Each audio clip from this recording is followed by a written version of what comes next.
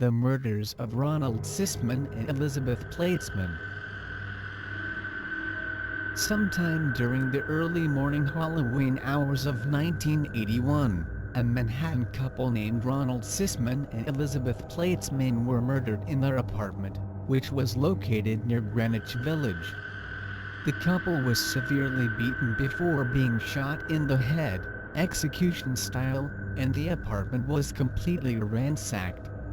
Sisman was rumored to be involved in drugs, so authorities initially believed that to be the motive for the killings.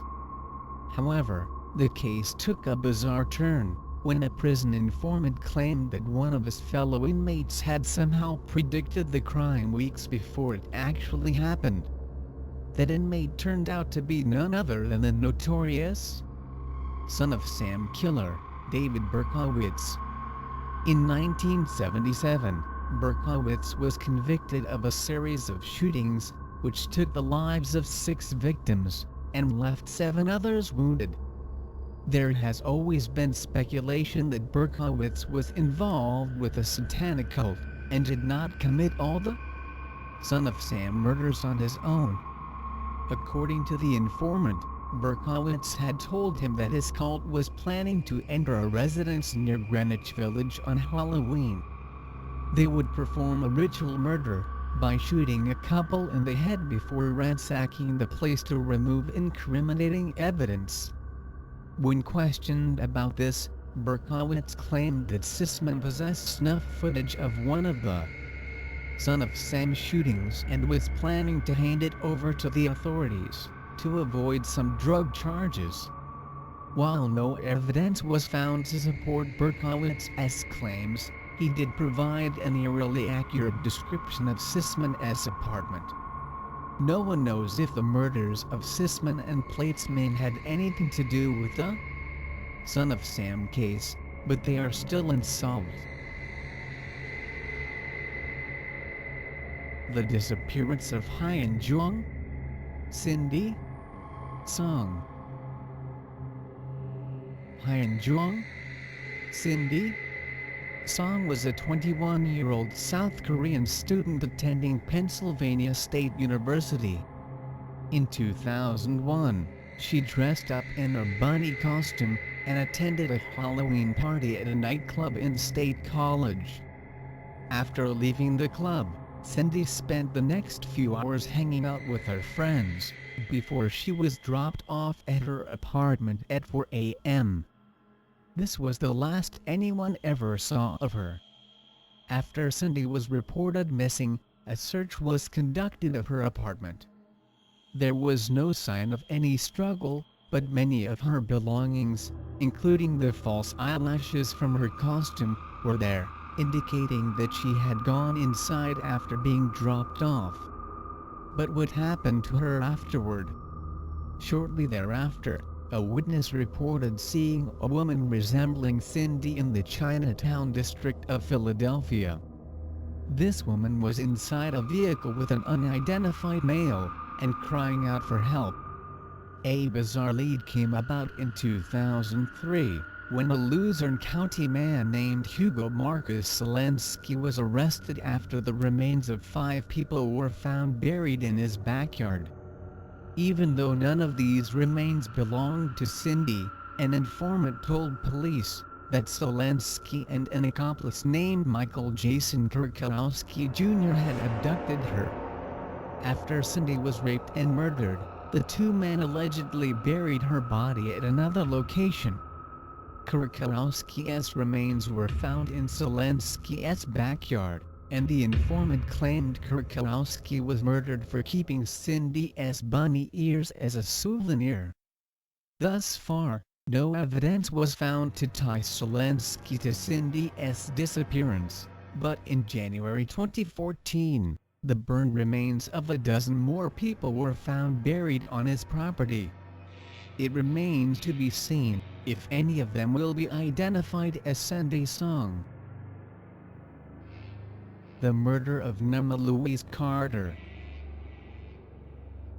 On Halloween night in 1977, The parents of 19-month-old Nama Louise Carter placed their child inside her crib at their Logan, Oklahoma home. The next morning, Nama's parents were shocked to discover that she was missing. Since the windows in Nama's bedroom were locked, it is theorized that her abductor had been hiding in the closet and sneaked the child out of the house, while her parents were sleeping in the living room. A month later, a group of kids were playing in an abandoned house 4 blocks away from the Carter home. When they opened up the house's refrigerator, they received a horrifying shock when the decomposed body of an infant came tumbling out. The child was identified as Nama Louise Carter, who died of suffocation. A similar crime had occurred in Loudoun in April 1976 when a pair of 3-year-old twin sisters, Mary and Tina Carpenter, were lured out of their home by a young woman and forcibly confined inside a refrigerator at another abandoned house. When the sisters were found 2 days later, Mary had suffocated, but Tina managed to survive. Tina identified her abductor as a local teenage babysitter named Jacqueline Rububato.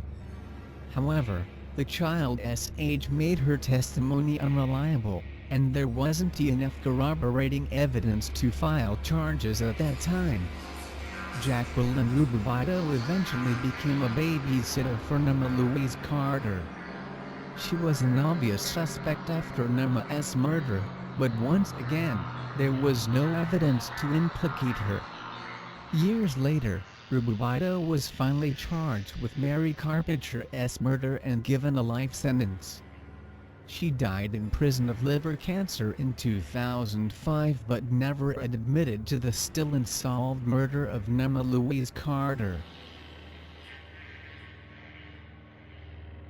The murder of Chaim Weiss. Chaim Weiss was a 15-year-old Orthodox Jewish boy attending the Masifta of Long Beach, a yeshiva high school in New York. The morning after Halloween in 1986, the entire school was horrified when Chaim was found murdered on his dorm room floor. He had been bludgeoned to death after a sharp blow to the skull and was repeatedly stabbed in the head, but no murder weapon could be found anywhere.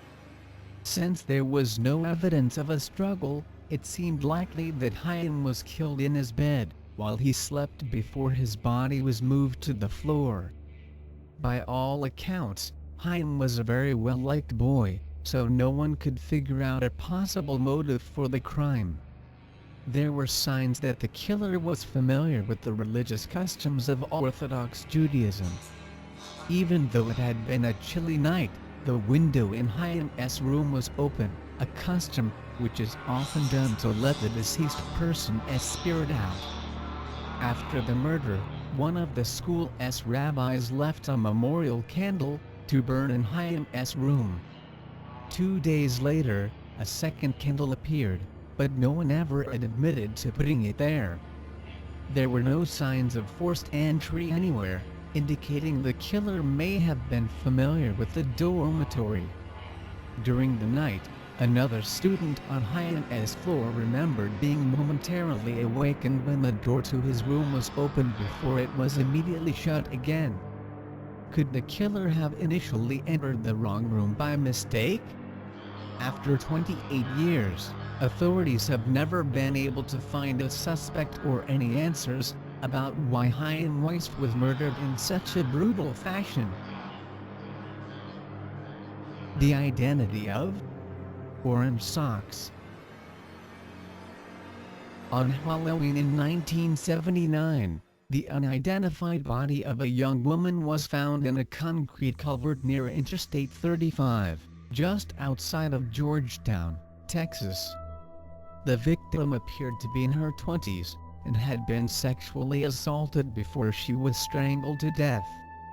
It seemed likely she was murdered that very same day, and the only unique clue to her identity was a silver, oval-shaped ring on her hand. The victim was nude, and the only garment of clothing she had on was a pair of orange socks. since the young woman was never identified. Orange Socks became her nickname. Years later, serial killer Henry Lee Lucas confessed to the murder of Orange Socks. He even stated that he had sex with her corpse after she was dead. However, Lucas did not know the woman's identity. He claimed he picked her up while hitchhiking and only remembered that her name was Joni or Judy. After being sentenced to death for the woman's murder in 1984, Lucas recanted his confession in order to have his sentence commuted. Indeed, further investigation showed that Lucas was likely working in Florida on the day of the murder. Lucas was notorious for frequently confessing to murders he never committed, and no one is sure how many people he actually killed.